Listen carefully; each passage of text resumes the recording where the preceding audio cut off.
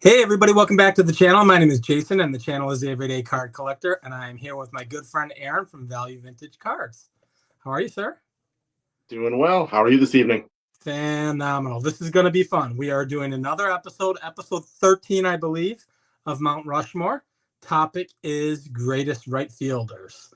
We've got a special guest with us, one I'm excited about. Met him 2 or 3 years ago now, I think.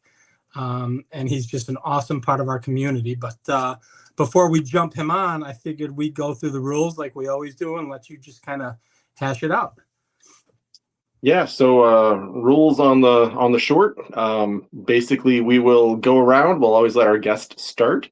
So we will kind of just round table and go through our Mount Rushmore, our top four on the given topic. So tonight is right fielders, which was in some ways easy and in some ways brutally challenging. So this is going to be one with a lot of honorable mentions. So as our guest will name, if we match, we will show. If we do not match, I'm going to guess we probably picked something on that level that would be an honorable mention, and we'll show that.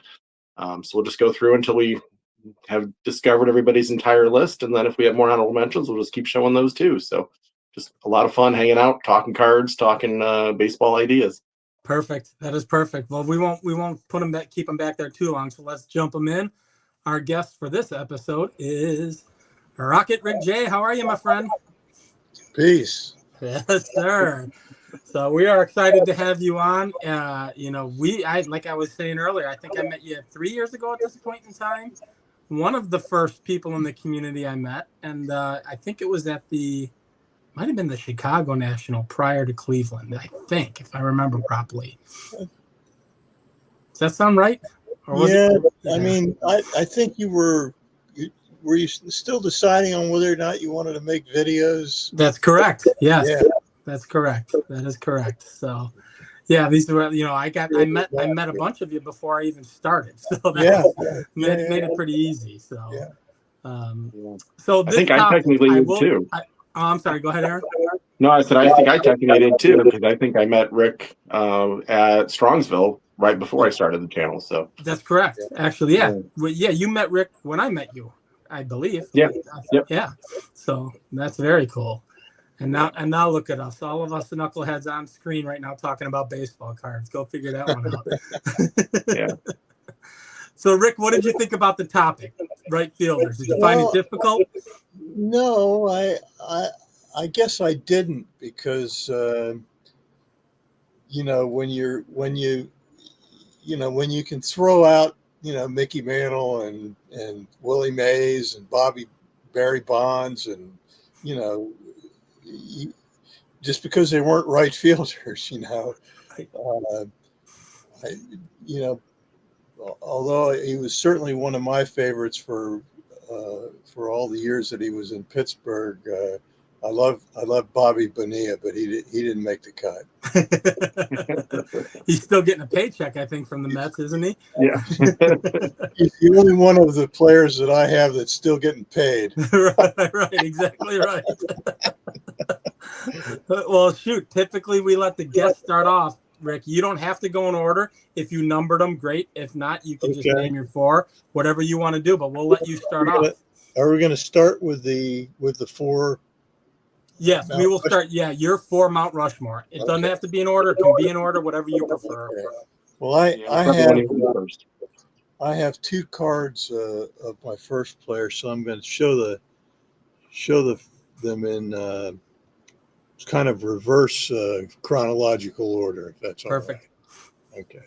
So the first one that I have is Cincinnati Reds right fielder Frank Robinson. And I'd say he's number 4 on my list only because the other three are such iconic players, I think. So I love this card.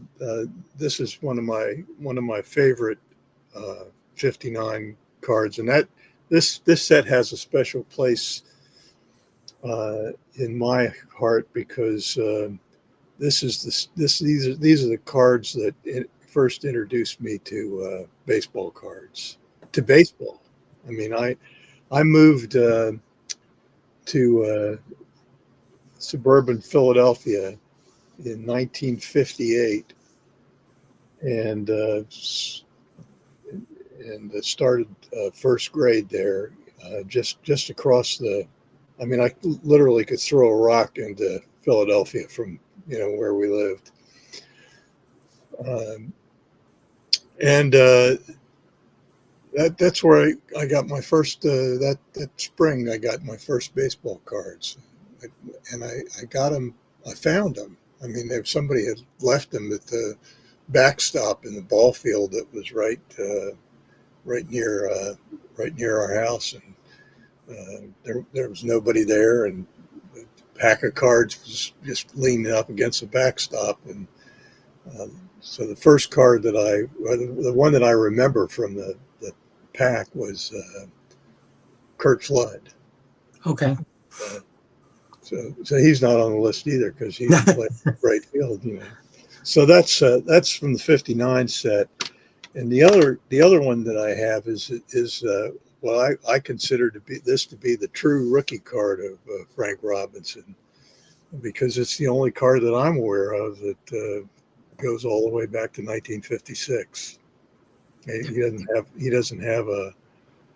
I mean, he should have a rookie card because he played the whole year, in Cincinnati in 1956. But Topps didn't make a card for him.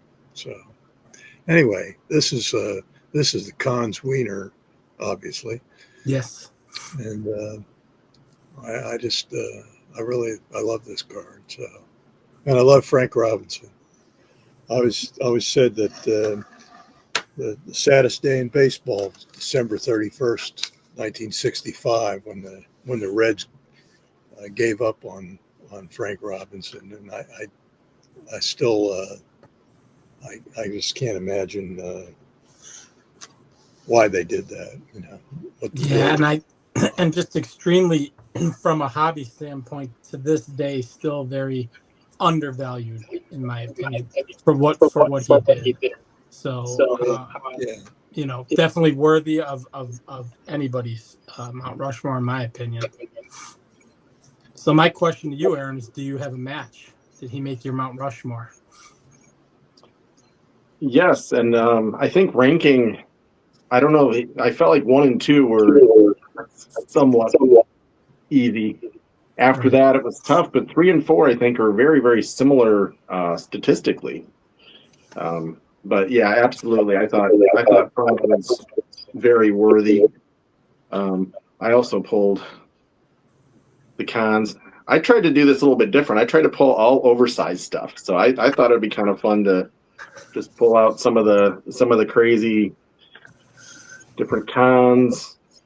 Yeah, Frank Robinson was 100 plus WAR and 586 home runs, 1,800 RBIs, 2 MVPs, first African American manager, Triple Crown, Triple Crown in '66.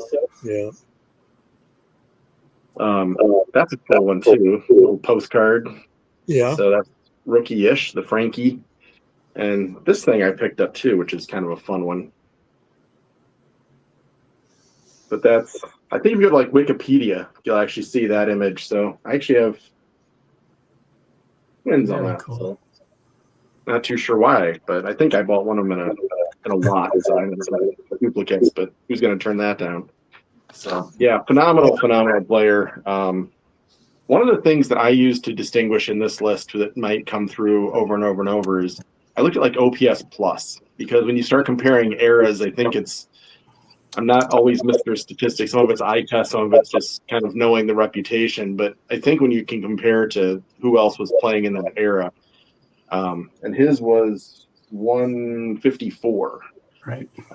Which will be a number that's important as we look at the other players, because 154 is pretty gosh darn impressive. Right.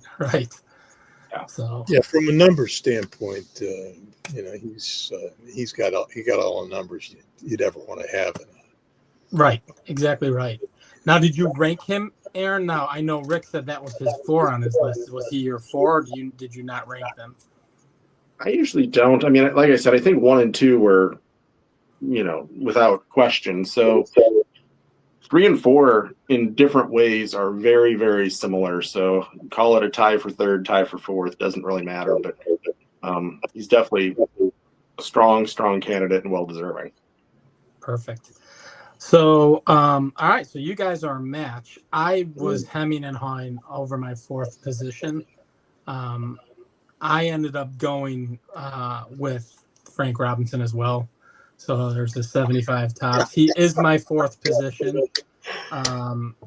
It's undeniable what he did, and part of that is being first African American manager, 72 RBI leaders.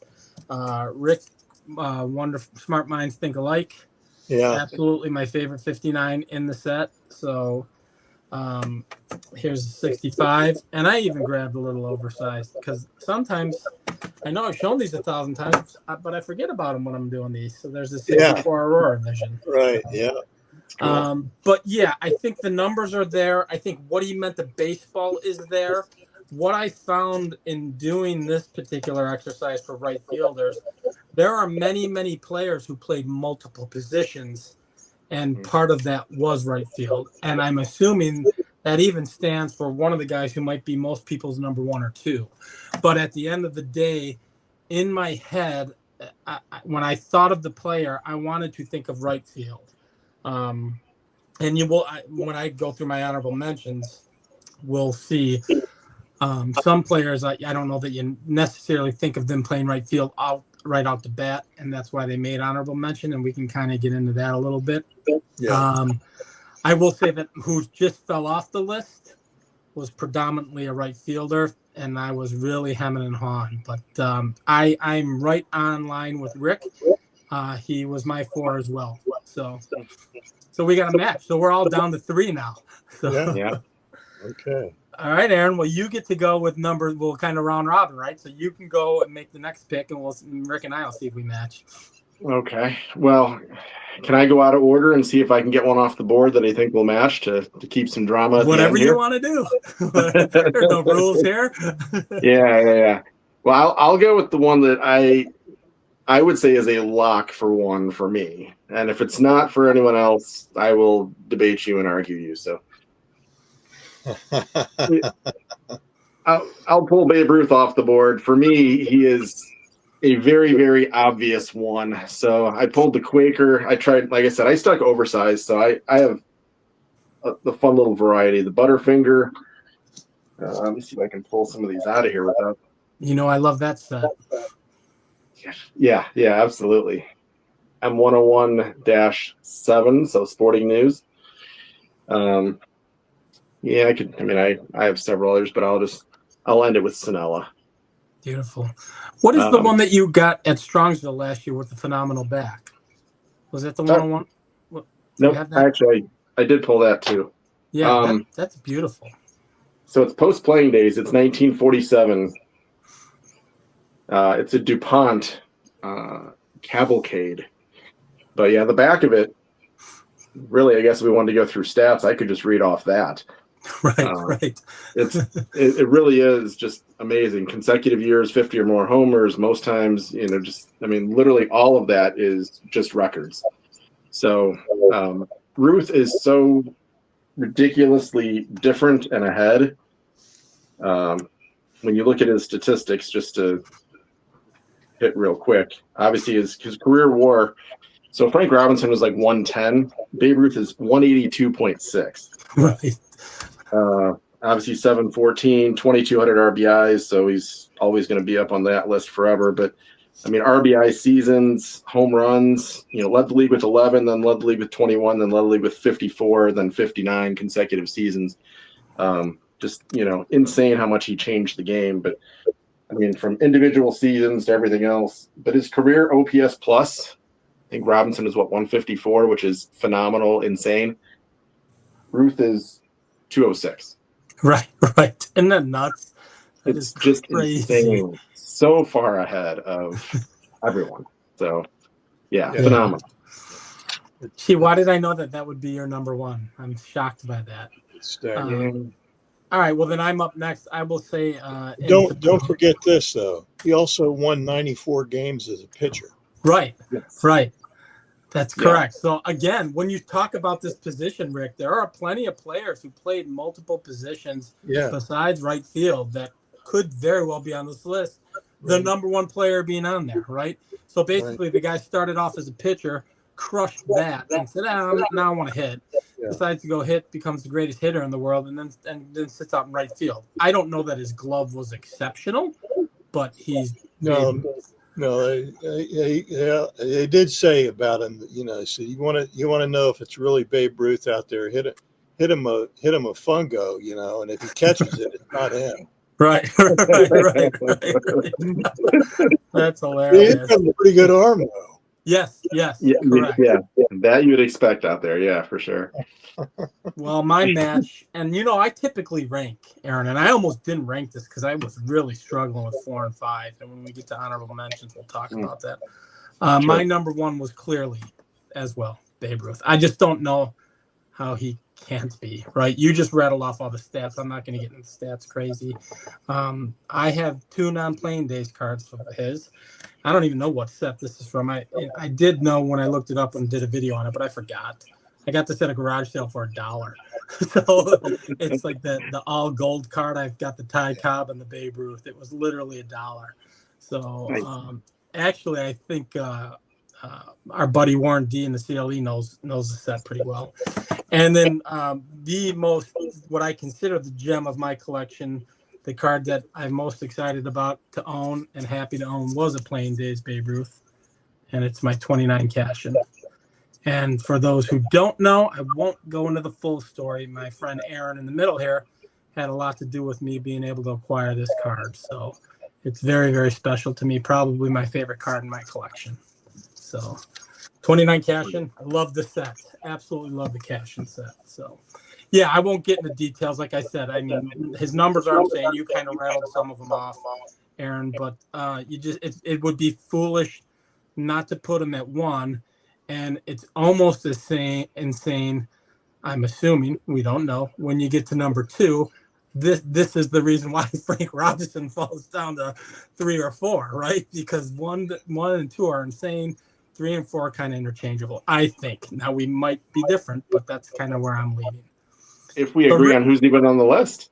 Right. If we exactly right. So, and this is I'm gonna find it really interesting because it comes down to taste then, and I know your taste. I know Rick. I think Rick and I are gonna be exactly the same. I have a hunch. So that's just my guess. Do you have a match? Was Babe Ruth on your Mount Rushmore, Rick? Of course he was. By the way, that's a card I need. I need to get the Sinella. That needs to be added. This is a time to get this card. I know. I mean, it's really gotten less expensive. Yeah, it's time to jump on it now. Yeah, and so I've even got the honorable. I mean, this is definitely no question about its authenticity. Oh yeah, look at that! You got the foil stickers. It's real as real gets now. And I got one other card, and this is courtesy of Rick Vintage Oddball Cards. I got this in a couple of years. It was actually I got 4 cards from him, all pre-war Hall of Famers, and this was one of them. I think we're tied to that card, right, Rick? Yeah, no, I know. I called Rick Vintage Oddball Cards and said, "Hey, do you still have that?" And he said, "Nope." I think I beat you about 30 seconds. Right. I saw Rick at the National. I think that was the one in Cleveland. Is where we saw? No, where I saw you? It was in. No, it wasn't. Maybe it was in Cleveland. Yeah. Yeah. Yeah. Were we downstairs? Yeah, and then I saw Rick sitting in that, and that's where you picked it up, right? Yeah, he brought. And Rick's like, "Look at what I got." I said, "Dang it, Rick! I was asking. You beat me to the punch on that card." Phenomenal deal by a good friend. I got this Cy Young, Christy Mathewson. Yeah. Wow. Walter Johnson was a strip card, and this card here, the T206s were the other two. So I spent half of my national budget, before I even got in a car. Yep. You sound that sounds very similar to me, Rick. So I do that quite often. Yeah. So now, was he your number? What number would he be, Rick, if you were ranking? Oh, he's number one. Okay. All right. He's the best player in the history of baseball. I've always said that, in my opinion, he's the best player that ever played. And if it's not him, it's Willie Mays. And only because, Ruth was not a great fielder like Willie was, but Willie didn't pitch, So, I mean, to me, it's a toss-up. Yep. But No, you can't argue the numbers. You can't argue the impact that he had on baseball. I think if there's no Babe Ruth, I don't know that the game would be anything like what it is today. That's an awesome point. Yeah, I agree. All right, so right now Rick and I are completely in line, and I'm up. So you took the easy path. So I guess I'll take that. I'll take the path the same way. I'll take the easy path. So number 2 on my list, I think we're all pretty much going to match to as well, I would assume. So I will show this just to introduce him. It's my 1955 Hank Aaron. So just almost on the pantheon of importance of a Babe Ruth, of a Jackie Robinson, the things that Henry Aaron did, a bridge player. All these things we're talking about don't even start to hit the numbers yet. But you're talking about a 143 WAR, obviously home run king, 755 home runs. So, but whatever, that's debatable on who you consider the home run king. A lifetime batting average of 305. 3,000 over 3,700 hits, 3,000 hit club, played for a long time and just played consistently phenomenal his entire career. So I think undeniably, if Babe Ruth played left field, I think Hank Aaron would be number 1 without question. I think 1 and 2 are pretty much a lock. So that was my 55 tops. I've got his 67 tops as well. I've got, this is a fun one. I showed this recently. 68 Dexter Press. Love that. Got that at my local LCS. And then we've got just a bunch of ungraded 58 Fence Busters. 73 tops. 75 highlights. And I have Hank Aaron is probably the player I have the most of as far as player collecting. And I didn't even take it all out. 70 tops. Here's a great one as I was digging. Our very own Scott from Reindeer Studios card. So I thought that was awesome to grab that. Yeah. And then on the back, there's our guy Scott. And then lastly, I've got his 59 Fence Busters with Eddie Matthews, his running mate there. So I could have grabbed more, but I didn't want it to, that was, and I'm assuming you have just tons, Aaron, if you hit your list or not. But well, I guess we bounce to Rick, right? Yeah, we'll go to Rick. We'll let Rick. Was he a match on your Mount Rushmore, Rick? I limited mine to just 2 cards. Sure. I have more if you want me to get them. I mean, but oh no, you're fine. Just pulling. So the first card I want to show is Hank Aaron as a left-handed hitter. Yes, the reverse. Yeah. Unlike the Lou Burdett card, he's not using somebody else's bat. Right. So that's I like the 57 set. It's one of my favorites from the 50s. Probably second to. I mean, I think there are prettier sets now that I appreciate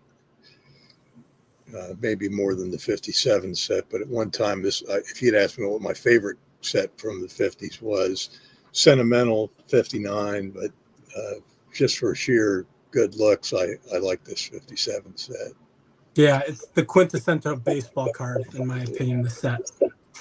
And, I just throw this one into the mix. Yeah, that's a pretty good one. That's a pretty good one. As people know, this is my a lot of my cards are well loved, and this one is well loved, but it was at a pretty good price. It's yours. I don't have one, Rick. I would love to have a well loved one. That's what I always say is that I have the best collection because it's the one I have. That's exactly right. If I had yours. Right. If I had either of yours, it would be the best collection. It's phenomenal. And I assume he ranked number 2 on your list, Rick? Yeah, but I guess he's number 2 because he came second. Right. Exactly. If he'd have come first, he'd be number 1. Yeah. But I mean, you'll probably get into this maybe a bit more. But I was I read the backs of baseball cards, and I read the books, and I knew back when there were when all this stuff was happening in the 60s, and all these guys were coming out on the 500 home run list. I went back and looked, and there were only 3 players before the Second World War that hit 500 home runs. Of all the great players that there were, from that era, Aaron Judge just passed this year Yogi Berra and Joe DiMaggio on the all-time Yankee list, less than 400 home runs. Yep. He'll probably get 400 next year. I hope he does. But I certainly hope nothing happens to him. Right. But because he deserves it, he's definitely earned it. So, yeah. All right. So as of right now, for the record, Rick and I are right in line with each other. Yeah. So question being, does Hank Aaron hit your list, Aaron? Well, on his last name alone, how does he not? on the basis of the jersey that you're wearing. So I will say the one thing that's interesting, and I've been kind of pointing at the OPS plus factor. Frank Robinson is 154. Hank Aaron's 155. Yeah. That's not a shot at Hank Aaron. That's just really focus on how good Frank Robinson really was. Right. But Hank, the consistency and the length of his performance, I looked up for a season WAR, and they say 6 is about where you start to hit like MVP consideration. He had 6 or higher for 15 consecutive years. That's insane. That's insane. Yeah, that's a good length career. And then the next year he missed it, and the year after that he came back. So he had 16 out of 17, 15 in a row. So right. Yeah, Hank Aaron definitely made the list. So I pulled a few. Got a bazooka. 59 bazooka, beautiful. Yeah, kind of a fun one. McGregor. Yes. Advisory staff stuff. 55. You had a 55 tops. I have a 55 Johnston cookies, which is I thought that was just one of the best looking Hank Aaron cards. So beautiful. I was happy to snag that. And let me see if I can pull one more. I'll show the somewhat newer, the Van Heusen. Very cool. So, some of these fun little advertisement type pieces. So Yeah, absolutely. Hank has to be on the list. Yeah, I mean that's 1 and 2. I kind of figure would be a lock for everybody. I know you're not necessarily ranking, but I think it's fair to say that, Oh yeah, much like Rick said, if he came before Ruth, he'd be 1. So, I mean, he Yeah. just came after. So we're up. This is where I think we might differ. 3 might be the spot. So, Aaron, you're up. So, who was your 3? Hank. No, wait, Rick's up, right? Oh, is Rick? No, Rick. Oh, yeah. Rick's up. Yes, I'm sorry, Rick. You are up. So it's up to Rick. You're right. Okay, Yeah. well, This is fun. let's just go ahead and no sense in having any mystery about it. This guy, as far as a right fielder, if you're only talking about right field and disregarding what he did at the plate, this is the greatest right fielder ever, my opinion.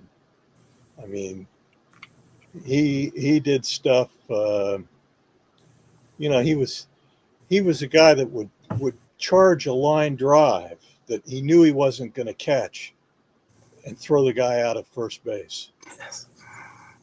Saw it happen. Yep. That's insane. I mean, he could throw a guy out at going. I mean, on a ball hit down in the corner in Old Forbes Field, and you know that the stands kind of jutted out there close to the foul line, and I'm not sure from some of the spots in there that he couldn't that he could even see third base. But he got it there. You know, the ball had to go over the stands out in right field to be on a line on the proper trajectory. Of course, I also saw him throw a few balls into the right field stands. I mean, the third base stands from right field. I mean, he airmailed a couple. Right. So, he wasn't always perfect, but man, when he was on, he was dead on. Yeah, I think that's hard to argue. I think that's hard to argue.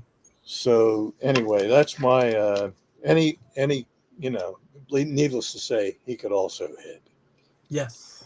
Now he doesn't have the home runs that Ruth and Aaron and Robinson had, but even so, Yes, sir. So here's my other card. Another, just a 55. Yeah, That's a pretty big one. That's awesome. I got this card from an LCS just across the river in Marietta, Ohio, and the guy had called me, and he said, I got something you might be interested in, because he knew I collected cards and I wasn't too picky about what they looked like. And this one looks pretty good probably from where you are, but I'll tell you that it's got a major crease right down here. And I don't know if you can even see it on that. No, and you know what's perfect about that? This audience, Rick, Aaron, and myself. That's perfect. That is perfect. Yeah. But this was a very expensive card, even when I was buying cards. Yep. From this era, and this would go back to the sometime in the early '90s, I think. Okay. But if I held it and went like this, it would wave. Right. So anyway, does he hit your list, Aaron? Yeah. So he would be probably my number 1 or 1A honorable mention. I knew it. I did not put him on the list. Of course, he's extremely collectible. I mean, everything, again, WAR, 95, 317 hitter. OPS plus 130, defense 12 Gold Gloves, 3,000 hits on the head. on the head, and unfortunately passing so young, he could have been in that 34, 3,500, 3,600 hit total, which probably would have changed overall where you put him, and he might have crept into having 300 homers, and it just would have changed some things. But just beautiful pieces. If you're looking for a player to collect just to find amazing images, that's just a team issue. But so many of them, and these are not always big hammer cards. I mean, it's a 1970, super. Some are a little tougher. Some cons, some cards. Those are always fun and cool. But he was tough to leave off. But I found right field to be very, very challenging. And as a person, he's probably number one. Right. So you'll have one more then, because you've got him as an honorable mention. And then I have one more if I match Rick. I will say I do in fact match Rick to the T. We hit it on the head 1 through 4. So there's his 71 super. You just showed the 70. Well-loved 71 super from my childhood collection. And I only got 2 cards of his, and then I've got his 69. I don't have a ton of Roberto Clemente, which is a shame. I think I have only 4 or 5 cards, so I need to add a little bit of him to the collection. But to me, out of all of the players that Rick and I are done, and Rick and I were in the same order, quite honestly, to me, out of those 4, probably the most complete baseball player, like all around, could do everything of my 4 on Mount Rushmore. Obviously, they could all do it. Aaron and Robinson were definitely no slouch. I don't think Ruth was a real speedster back in the day, but the reality is that Roberto could do it all. He could do it all. And just like you said, his contribution to, society in general is something that needs to be recognized as well. But, I mean, here we are. We're talking he had a WAR 95. I think we said, what was Robinson's, like 104, 107, something like that? Something like that, yeah. 110 maybe. And we've got in my world, I've got Roberto above Frank Robinson, just by a hair. So yes, definitely made my list. He's one of the big 4 in my head when we talk about the hobby and collecting golden era cards. It's Mays, it's Aaron, it's Mantle, and my 4th is Clemente. If we had to do a Mount Rushmore of the biggest names and of particular errors, I think he hits that list as well. So definitely on my list. So Rick and I are done, and we matched up exactly. So I know where you're going with your 3. I'm almost positive I know where you're going. I'm 90% certain I know where you're going with 3. So you're the last one. You have to pick not necessarily your 3rd, but your last person on Mount Rushmore. Yeah. For me, 3 and 4 were more or less a tie. I know you're thinking it's Harold Baines, but he was too much of a DH, so I did break out a little Harold Baines for the show. I did not honorable mention the guy. He played right field a few times. I'm going to say I'm 95% certain I know where you're going. Okay. What era do you think it is? I would say it's pre-war. Yeah. All right, yeah. I would say you picked up a pretty big card of his that you were hunting for quite some time. Don't say it. Wait. Dirk doesn't want us to say it. Don't show it yet. Don't show it. I'm gonna pick up a card here, and when you show your card, I'll show my card. Okay. But you show yours first, and I'll show you what I picked up here. So let's see if you think it's the same guy. Melot. There we go. Yeah. Melot. So I'll let you go, Aaron. I knew that he was it was him or Frank were my 4 or 5. I was really toying with him, and I just couldn't leave Frank off. But he was my 4B, if you will. But go ahead. Why don't you rattle off? I don't want to steal your thunder. That's my era. So right. Yeah. No, it's. I mean that was the big hunt too. The Butterfinger, that was a tough one to find. The Warsh obviously is extremely tough to find, and then you've got some other ones that are a little bit easier. W517. Yep. That's a fun one. That's on Jason's list, I think. The cash. It's on my list. That is definitely on my list. And then this is also easy listable. Those are all on my list. Every one of his Wheaties panel is on my list. So yeah, I mean Melot, and again, comparing generations in different eras is tough. But 111 WAR. So for me, he was legitimately ahead of some of the other guys. 1,860 RBIs. I want to say I saw a stat. He led his team in home runs 18 straight years. Yeah, that's crazy. And he does get a lot of flack for playing at a stadium that had a very, very, very short right porch, little league distance, 250 some feet.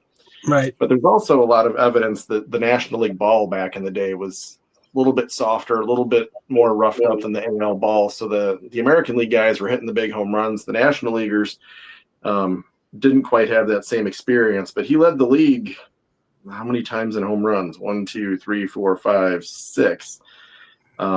His RBI totals, 151, 119, 115, 123, 103, 135, 114, 135. That's, man.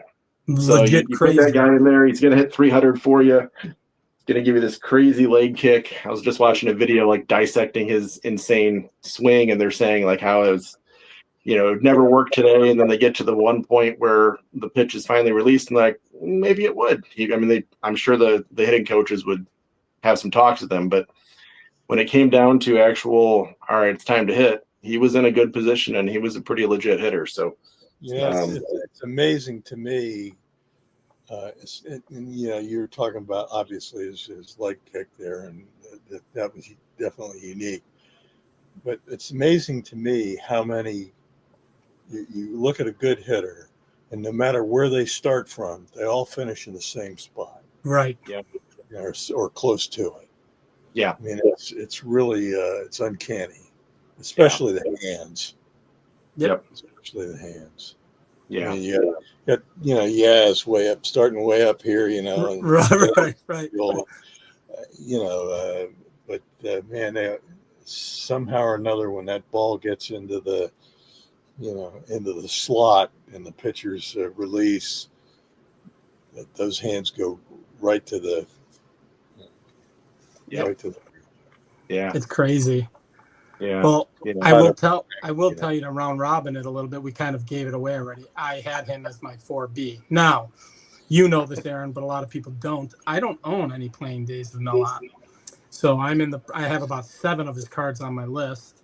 But that being said, I went to a local show this last weekend, and I'm like really hunkering down into savings mode here. So I went to the show. I wasn't going to buy anything I didn't feel I needed to buy. I purchased 2 cards on eBay of Melot, modern day cards, for $1 a piece, and I was waiting for them to come in, and they're still not here.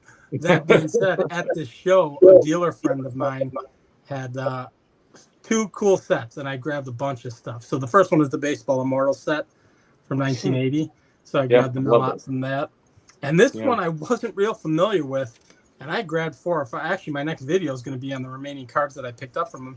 This is the 86 Sports Flicks. Yeah. So I was not real familiar with the set, and I grabbed 4 or 5 of them. And I thought that's a fantastic card. These 2 cards were like 50 cents a piece.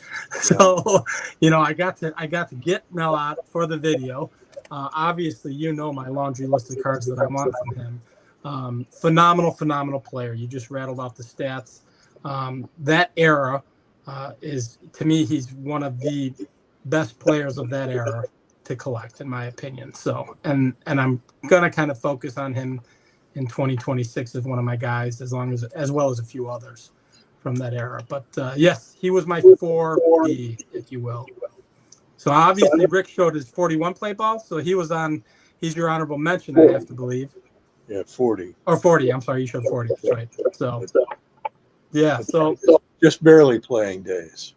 Yeah, right, Yeah. right. Did he play to 46? I thought he played to 46, didn't he? He played. I don't know exactly when. Well, I can find out. Because I think his Salutations is actually playing days, 46 or 47. So he played in 4 40. games in 1947. Yeah, Yeah. so 47, up to 47. So yeah, if you can pick up his Salutations, I've seen them for $30, $40. That's playing days. So 39 to 46 or 47, whatever. 46. Salutations 47, I think. 46. 46, 47. 39 The to first 46. year of the 47 to 66. Okay. But all right, well then, so that's it. Rick and I were aligned. You had to like throw a big cog in the wheel there, Aaron, and I knew that cog was coming. I knew, and we didn't even talk. And I'm like, I know he's going a lot. Yeah. Well, you know, again, you're not wrong, but by any stretch of the imagination. And No. I just think that for me, that era of particularly the decade of the 60s, there was so many great players. I saw them, you know. Right. I saw them in their playing days, and you know, I did not get to see Hank Aaron hit a home run, but I did get to see Willie Mays hit one. And I don't know if you guys ever watch any of the old videos of of the old ballparks, you know, and stuff. But Oh yeah. like Connie Mack Stadium, which it was Shibe Park before it was Connie Mack Stadium, same ballpark, had a massive scoreboard way out, and I mean way out in right center field, and it was the furthest reaches of the ballpark, and I saw McCovey hit one over that. I mean, That's awesome. probably the most massive home run I ever saw. That's amazing. I mean, he got it all. So do you have, I guess we'll go honorable mentions, Rick. Do you want to go ahead and kick us Yeah, off? sure. One of your honorable mentions? Well, I'm gonna show these in reverse chronological order, just because that's the way I did it. So my first one is a recent Hall of Famer, and I thought I wanted to show it, at least one autograph card. Sure. So that's honorable mention, not in just in reverse chronological order. So it's not any effort to rank them. Sure. Although he'd be pretty good. Yeah. I mean, now when we get into honorable mentions, do you have a match, Aaron, for that? Well, you know, what's that? I was seeing if Aaron matched him. No, I didn't pull a Dave Parker, but that's only because I had to cap it at some point. I could have pulled 15 honorable mentions. That's exactly right. I didn't pull a Dave Parker either, Rick. He was on my real list, and I'm like, I got to stop this somewhere. Yeah. Otherwise, I'll be pulling 50 guys. I'm a closet Pirate fan. You know, I was a massive Pirates fan in the '70s, but I don't know if when Mickey retired, I kind of retired the Yankees for a while, and I didn't really get back until my daughter went to college in 1997.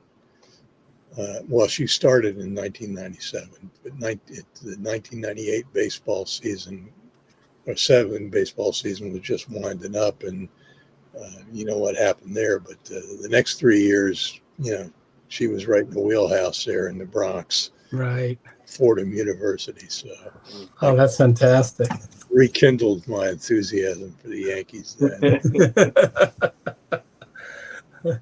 Well, then, since you're not a match, Aaron, do you have an honorable mention worth showing? I'll show my recent one because I also picked something that was autographed since it was oversized. And I didn't know if we'd go. This is about as modern as I get. I didn't pull any Ichiros or anything, but I figured a Tony Gwynn with 8 batting titles, I think it was. I mean, Yep. that's Be right back. yeah. Yeah, that's definitely. I am a match for that as well. So I'll just rattle through. So we've got 85 All-Star. Nice. We got 84, and then we've got the infamous mid 90s Pinnacle. I don't even know what year it is. And then lastly, of course, the butt photo. Yeah. 83, Yeah. top Yeah. two. Yeah. So yeah, I think the greatest hitter of his era, and obviously Rick's right. Oh, Rick's got his autograph too. Oh, is that Barry? Oh wow, that's nice. I had to go get it because that's my autograph copy of the 1986 update card. That's phenomenal. Very cool. Very cool. Yeah, but Tony Gwynn definitely hit the list. Yeah, Just notice the great size of his head, though. Yeah, I know. Right, I know exactly. So I'm a match on Gwynn. Should I pick someone? Is it me to pick an honorable mention? Yeah. Yeah. I think it's fair to say that this gentleman's on the fringe of. He'd probably be if Melot's my 4B, this would be my 5 in my opinion, just based on the career. 1959 home run derby Al Kaline. So I think he's right there on the fringe of getting his head or on that actual rock of Mount Rushmore. Mm-hmm. There's my 64 Aurora Vision. And then I grabbed another art card from our good friend, Scott. I always like repping Scott and his beautiful artwork. Yeah. We've got 72. And then, of course, I do enjoy these. I love post-playing days cards of some of the greats. And I don't even know what year it is, but it's obviously mimicking the 34 Gaudis, and that's K-Line, and it is actually Derek Jeter says. So instead of Gehrig or who was the other one? Chuck Klein. Instead of Gehrig or Klein. So, yeah.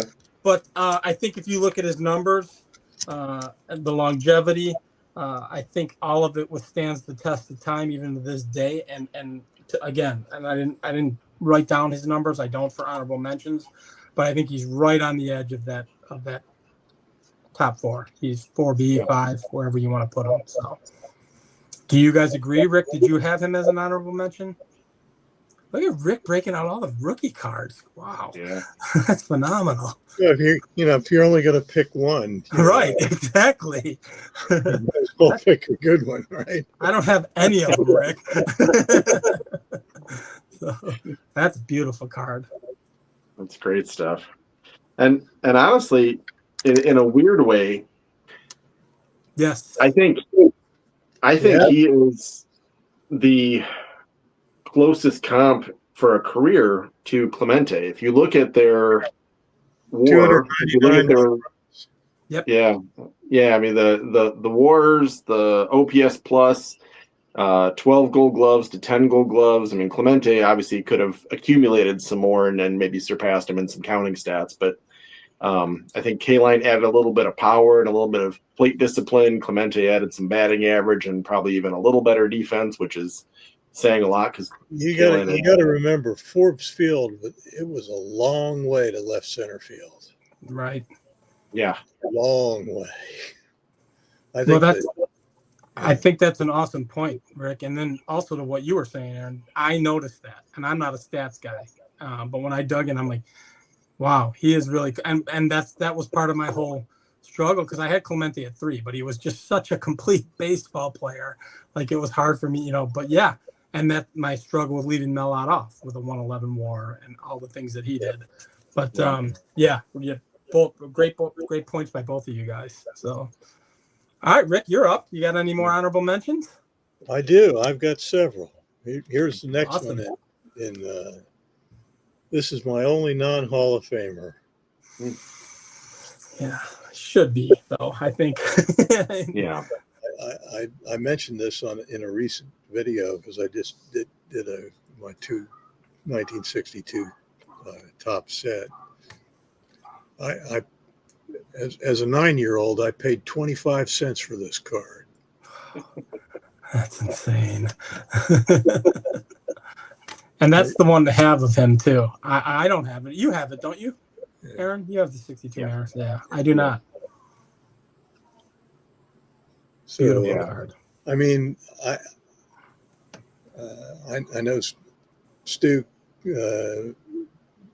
puts him in the Hall of Fame, and not just the North Dakota Hall of Fame. I think I don't know if he still holds the record or not, but I mean, at least at the time that I visited the North Dakota Hall of Fame, actually the Roger Maris Museum in Fargo, he still held the the North Dakota high school football most touchdowns in a game. I think he had 6.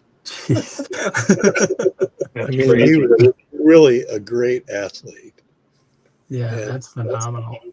You know, I mean, he never hit 50 home runs. He never hit 40 home runs, but he did hit 39. Right. Because he had 61 the year before. And, so he had 100 home runs in 2 years. Not many players can say that. No, Sammy Sosa can now, but I just think he was, his career was shortened,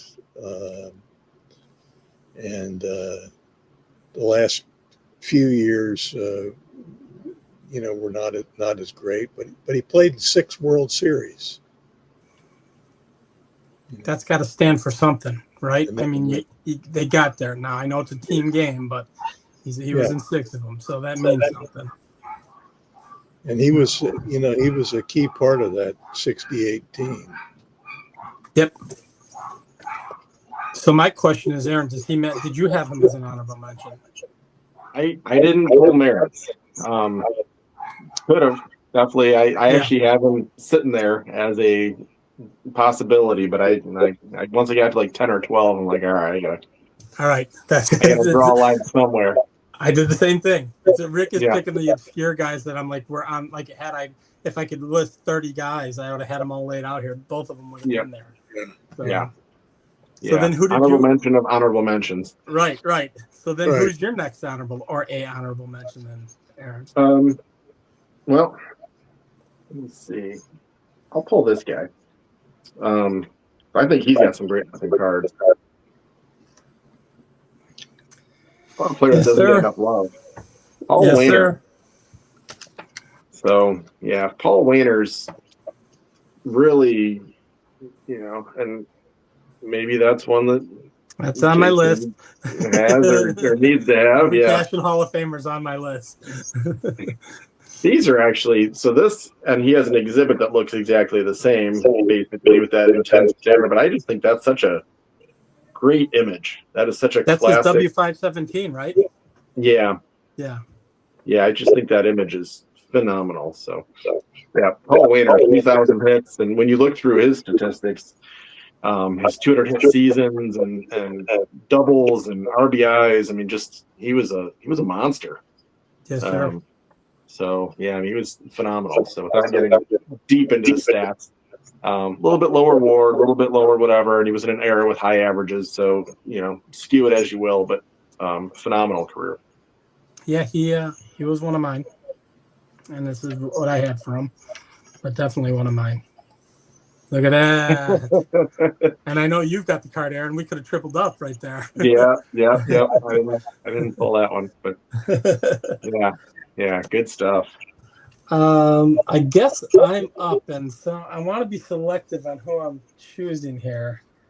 I think this is a must show. I think we have to show this guy, and I think we're getting down to the nitty gritty here. So, 1970 booklet, Reggie Jackson. I think he's absolutely made his mark in the history of the game, as we all know, Mr. October. I think coming up as a player through the A's, I think he made his mark very, very early. fairly flamboyant, fairly possibly controversial as far as likability, but you can't deny what he's done for the game. And again, I don't go deep into stats once I get into honorable mentions, but just a fantastic player. And if we're doing honorable mentions, definitely most worthy of being one of them, in my opinion. So grabbed a bunch of his stuff as I'm flipping here. I'm not even giving you years, 75 and all that good stuff. There's a big one, 81 Donruss or 82 Donruss. Man. So, but really, yeah, I think he was deserving of being an the awesomeness is unreal with that Donruss card. Yeah. So I think, I mean, just amazing, right? I think this was probably picked up at a 10-cent box or something at some point in my life. So, but yeah, definitely another player. I had a few more, but if we have time, we'll dig into them. Rick, I think maybe we'll go one more round. We'll let Rick pick one more. I got a couple more that I haven't shown yet, but not too many. A lot of people forget that he played a little right field too. Yeah. I didn't forget. He played a little right field. He was on my list. Did you know that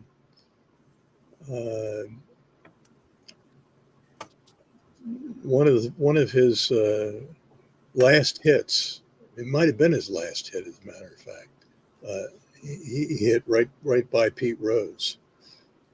Really? I didn't know that. 1963. Sure. That was Musial's last year and Pete's first year. So, talking about bridging the gap from Musial to Rose, right? Goodness. Yeah. So, this is an awesome part too. I mean, if love it. I debated on whether to pull out, something else, but then I thought, that's a nice one. Mine's well loved, Rick. We were talking about well loved. Yeah. Mine is very well loved, but I have it, and that's all that matters. He was the guy that, when I think of him, I don't necessarily think of right field. Right. I am a Stan Musial fan. I am a Cardinal fan, so it's hard not to, he was definitely going to hit the honorable mention list. If he played 2 games in right field, he probably would have hit the honorable mention list. So just for what he did and the numbers he put up were obscene. So, but so did you grab? You're a big Musial collector. Did you grab any, Aaron? I didn't. No. Okay. I really had a tough time, and I was looking at splits and where people played, so I left him off just for the sake of having to cut the list somewhere. But what Mason said to Dixon, you got to draw a line somewhere. Right, exactly. Well, then you have another one, Aaron. You have someone else then. I do. I technically have 2 more, but I'll pull this one. It might not get enough love. Sam Crawford. Yes, I was wondering if you were putting him higher. Yeah, Sam Crawford. I mean, for the era, he was definitely a slugger because triples would have been. Yeah, that meant you really hit the heck out of the ball and were able to run for a while. So. For him to lead the league that many times in triples, and he led in home runs once, and was a consistent high RBI guy and a 300 hitter, and didn't get along with Cobb, which is probably a good sign for his character. So it's depending on the rumors and what you hear, but right. It seemed like he was pretty legit and did it for a while. Just misunderstood. Yeah. Cobb had an interesting life and an interesting story, and has been misrepresented probably quite a bit, but yeah. So that was the one player I mentioned earlier, Aaron. He would have been on the table. I don't own a playing days of Sam Crawford, but he would have been on the table. So he was on your honorable mention then, Rick. He was on my honorable mention list. So Very good. Yeah. Perfect. I'm trying to think. I got 2 guys that I want to show. Well, okay. Sure. I guess we'll go with this guy right off the bat. I think you want to talk about a phenomenal athlete, Dave Winfield. If I'm not mistaken, Rick, and you can correct me, you might know this. The last professional athlete drafted in all 3 major sports, football, basketball, and baseball. Yeah. Does that sound correct? Yep. I'm trying to think if Bo was. No, he wasn't basketball.